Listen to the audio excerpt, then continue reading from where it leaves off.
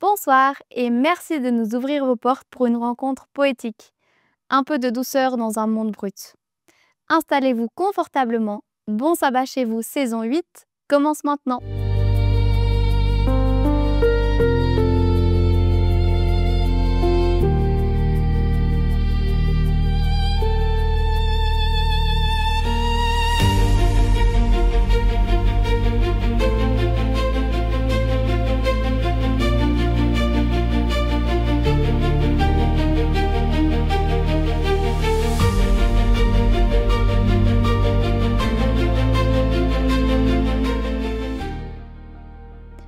Bienvenue à vous tous, les habitués et ceux qui nous rejoignent pour la première fois.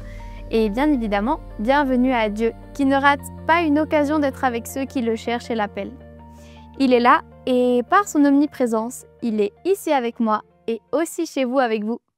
Souhaitons-lui la bienvenue tous ensemble en chantant pour lui. Ensuite, c'est lui qui s'adressera à nous à travers un message tiré de la Bible. C'est parti! Il a tout quitté. De vastes mers de verre pour un désert.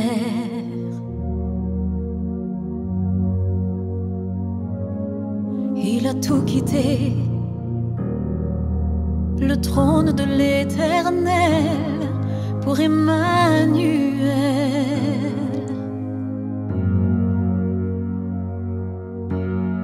L'infini enserré dans les craintes d'humanité. Qu'elle puisse s'approcher.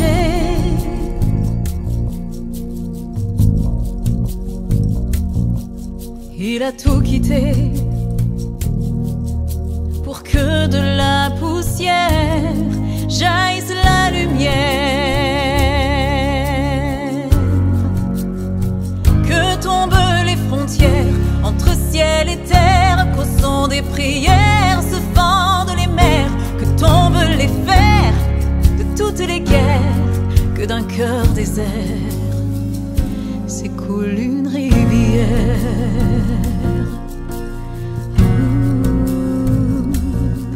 Il a tout donné pour que l'aveugle voie et que l'on croit.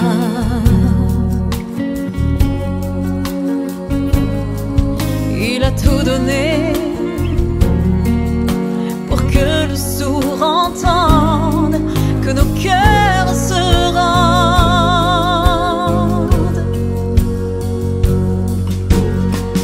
Pour relever ceux qui dorment en silence et que notre âme danse.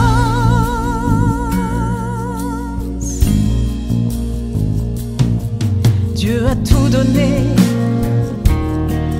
donné le Fils éternel, c'était donner le ciel. Que tombent les frontières entre ciel et terre, qu'au son des prières se fendent les mers, que tombent les fers de toutes les guerres, que d'un cœur désert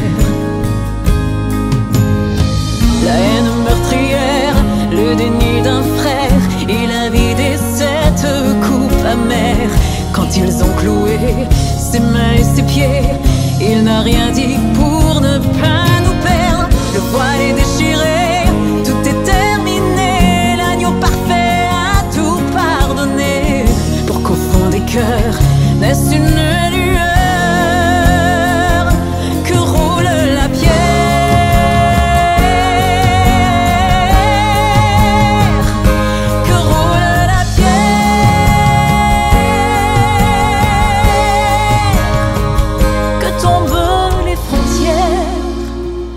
Entre ciel et terre, qu'au son des prières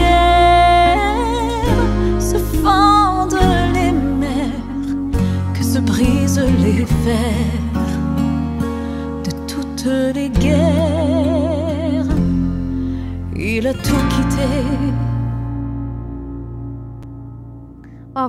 Je suis désolée, aujourd'hui je reste accrochée à mon téléphone. C'est pas très poli, mais j'attends un message important. En vrai, j'attends une réponse à un message depuis hier. Pour moi, ça fait long.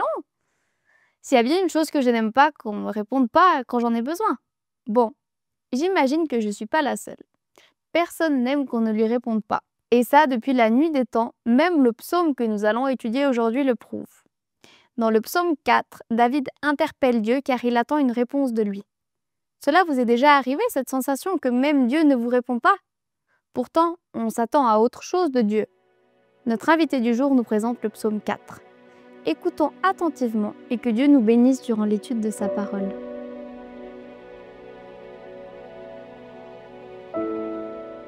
Bonsoir. J'ai plaisir à me retrouver avec vous en ce début de sabbat pour cette étude sur les psaumes. Quelle beauté que de pouvoir se plonger dans ce recueil de cantiques, de cris parfois aussi, de douleur, de cris de joie encore que David nous propose, et pas seulement David, mais aussi toute l'équipe, j'aurais envie de dire, des Lévites qui étaient chargés et préposés dans le temple pour cette louange. En hébreu, le mot psaume se dit télim.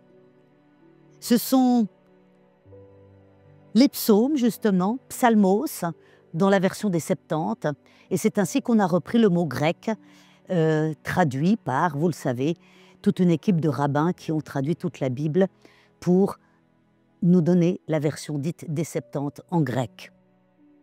C'est le premier livre de la section hébraïque, des Ketuvim, ou écrits. Et le recueil des psaumes est lui-même divisé en 5 sections, exactement comme la Torah. Est-ce une référence justement à ce texte premier et ce texte fondateur qu'est la Torah? Je ne sais pas, mais en tout cas, nous avons 5 sections. Nous allons nous occuper aujourd'hui du psaume numéro 4 qui se trouve dans la première section.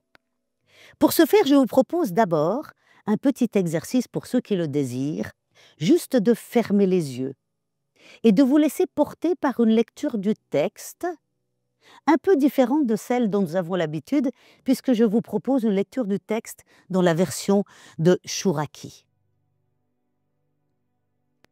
Psaume numéro 4. Ô Corrège, avec musique, chant de David. À mon cri, réponds-moi, Elohim de ma justice. Dans la détresse, tu m'as élargi. Gracie-moi, entends ma prière. Fils de l'homme, jusqu'à quand ma gloire en opprobre? Aimerez-vous le vide? Chercherez-vous la tromperie? Mais sachez-le, oui, Adonai fait prodige pour son adorateur. Adonai entend mon cri vers lui. Tressaillez, mais ne fautez pas. Voyez en vos cœurs, sur vos couches, et faites silence. Sacrifiez des sacrifices de justice. Assurez-vous en Adonai. Nombreux ils disent, qui nous fera voir le bien? Brandis sur nous la lumière de tes faces, Adonai. Tu donnes la joie à mon cœur, plus qu'au temps où leurs céréales et leurs mous abondent. En paix, unis, je me couche et sommeille. Oui, toi seul, Adonai, en certitude, tu me fais habiter. Voilà cette lecture et cette traduction un peu différente proposée par Chouraki. Chaque fois que j'ai dit Adonai, en fait, c'était le tétragramme, parce que les Juifs ne prononcent jamais le tétragramme et à la place, ils disent Adonai. Adonai signifie Seigneur. C'est pour ça que la nouvelle version second, la plupart du temps, traduit par Seigneur le tétragramme, ce qui n'est pas tout à fait juste, parce que l'ancienne version second se base non pas sur ce que disent les Juifs, Adonai, donc Seigneur, mais sur ce que le tétragramme veut dire vraiment. Et ce tétragramme signifie plutôt « je suis celui qui suis », c'est-à-dire « je suis de tout temps, sans début, sans fin », c'est-à-dire l'Éternel. Donc dans les anciennes versions second, vous aurez plutôt la traduction avec le mot « l'Éternel ». Il a des subtilités, comme vous le savez, dans l'Ancien Testament, le mot « Dieu » est traduit par, est écrit en hébreu de diverses manières. Elohim, El, Eloah, El Shaddai, nous avons beaucoup de versions et nous avons le tétragramme, bien évidemment.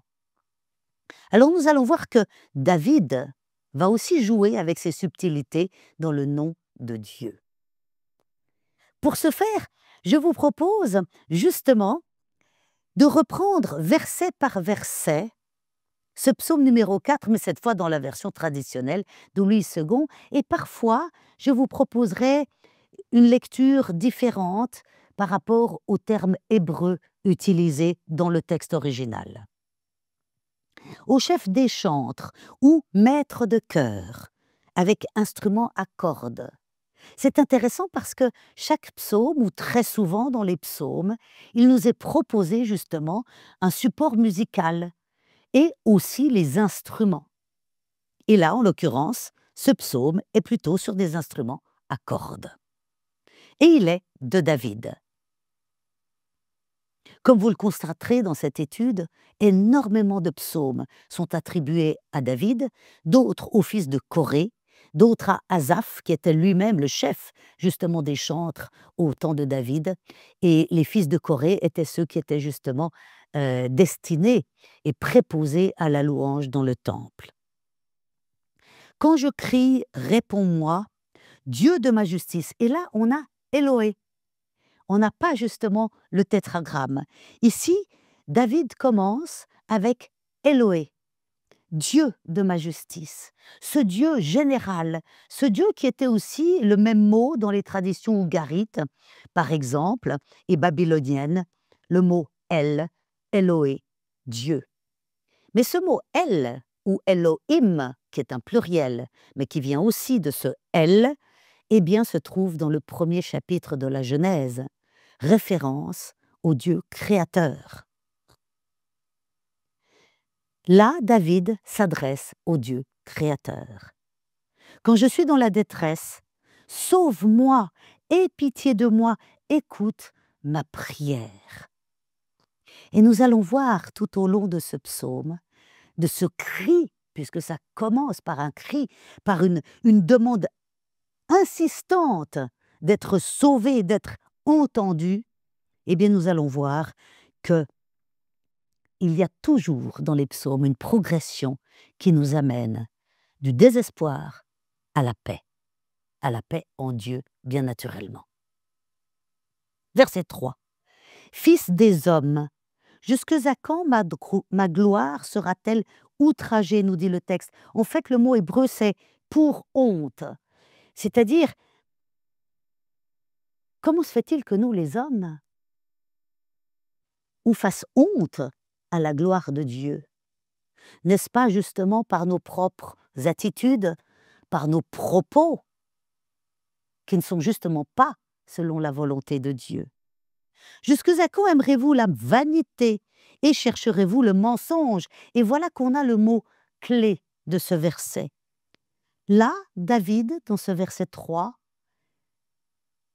fait parler l'Éternel. Et on le sait très bien que le mensonge et que le roi du mensonge, c'est Satan. Et que si on est dans le mensonge, on est justement à l'opposé de rendre gloire à Dieu. Sa gloire est donc outragée.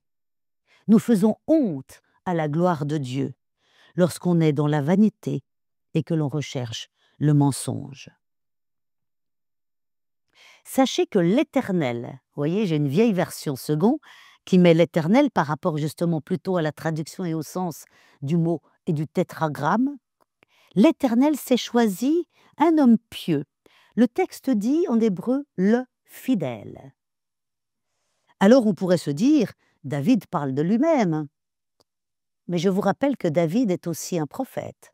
Dans le psaume 22 par exemple, et plein d'autres d'ailleurs, où il parle de lui, mais en même temps il parle de Jésus. Il parle de Jésus qui était avant lui, mais qui va venir aussi après lui, puisqu'il est en plus de sa descendance et de sa lignée. David parle de Jésus, très sûrement ici, le fidèle.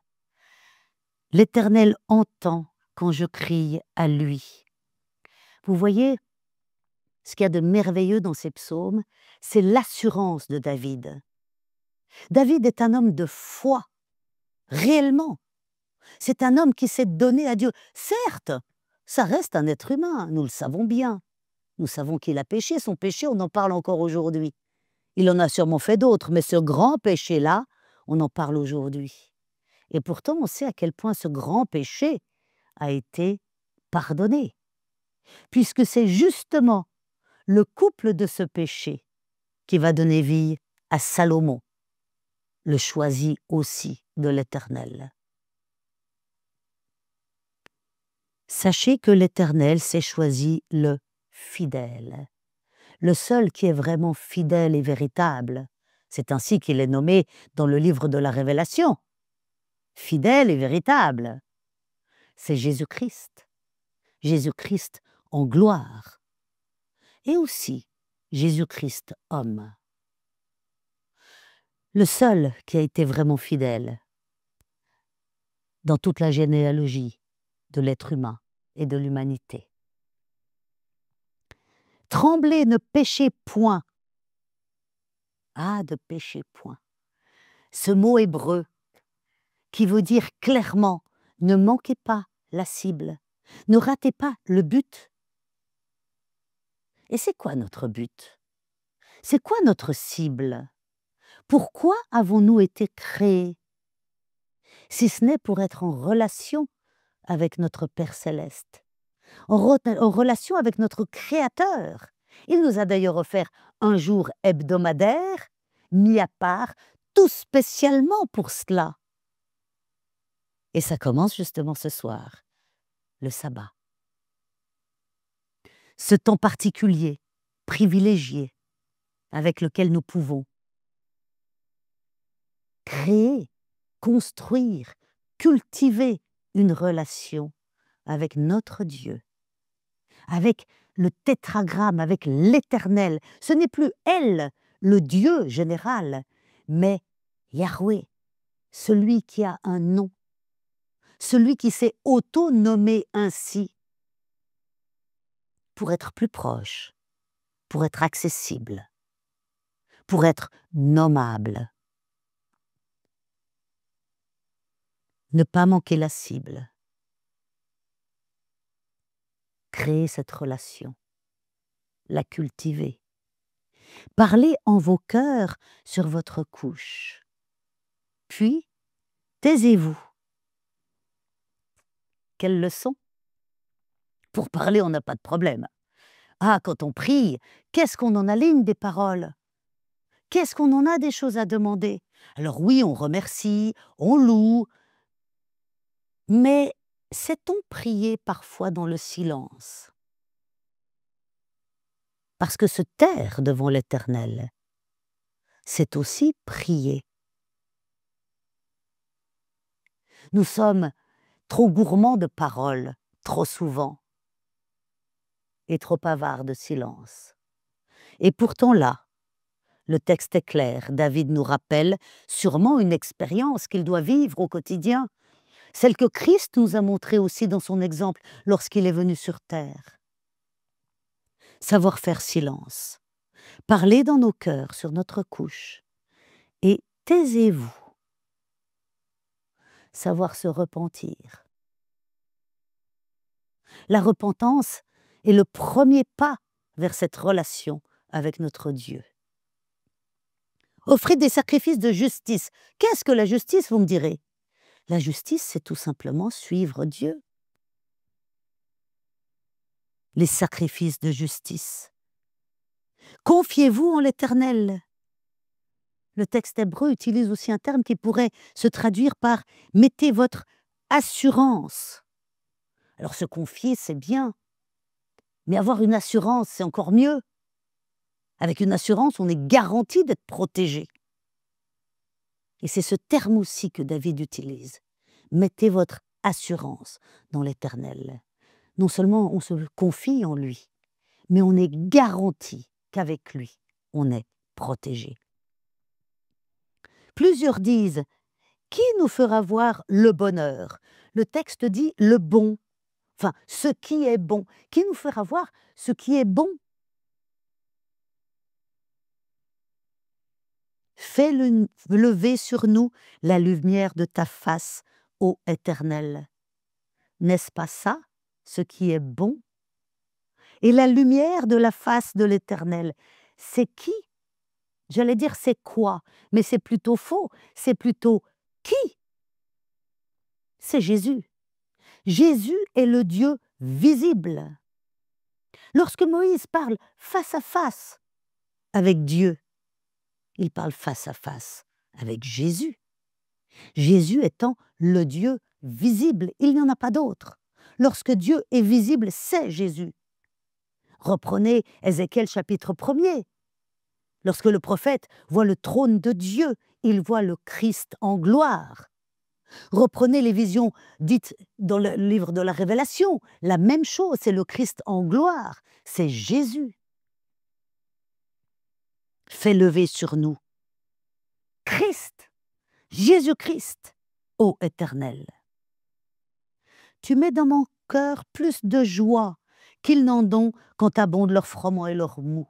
David reconnaît que Dieu lui offre la joie ultime, la joie immense, la joie sans nom, que les biens terrestres ne peuvent pas apporter. Clairement. Et c'est ce que souligne, à juste titre, David, et c'est ce qu'il nous rappelle. La vraie joie est dans notre Seigneur et dans cette relation que nous avons avec lui, et non dans notre mou et notre froment. Et voilà, ce psaume s'achève dans la paix. Et de nouveau, comme dans l'autre verset, où il nous disait de parler dans nos cœurs au verset 5 sur notre couche, puis de se taire. Ici, au verset 9, après ces cris, après ces appels, après ces reconnaissances de la grandeur de Dieu et du bonheur qu'il nous apporte et que nous trouvons seulement en lui, il conclut en disant « Je me couche et je m'endors en paix ». Louis II, malheureusement, dans la traduction, oublie un terme qui est utilisé en hébreu. Je me couche solitaire. Chouraki dira uni. Uni dans le sens, comme la Trinité en fait. Ils sont un comme Jean, dans le chapitre 17 de Jean, afin qu'ils soient un comme nous sommes un, toi en moi en toi en eux, moi en eux en nous. Cette union, cette unicité, je me couche solitaire, uni, parce qu'il a retrouvé sa vraie condition d'homme, parce que notre vraie condition d'homme n'existe que dans notre relation à Dieu. Et il s'endort en paix. En paix car, ce petit mot est très important, car toi seul, toi uniquement, ô Éternel, tu me donnes la sécurité dans ma demeure.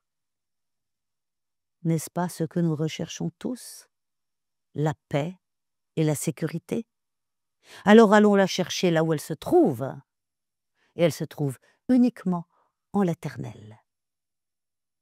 Nous le verrons tout au long de cette étude des psaumes, que très souvent nous commençons par l'angoisse, mais nous terminons dans la paix en l'Éternel, dans la paix en Dieu. C'est ce que je vous souhaite pour ce début de sabbat, qu'il soit dans la paix de la douce présence de notre Seigneur Jésus-Christ. Très bon sabbat chez vous.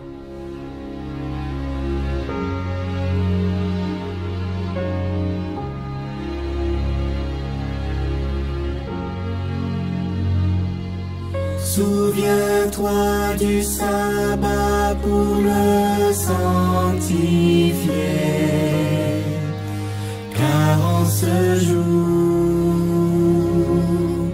Dieu nous invite à venir le rencontrer dans son amour.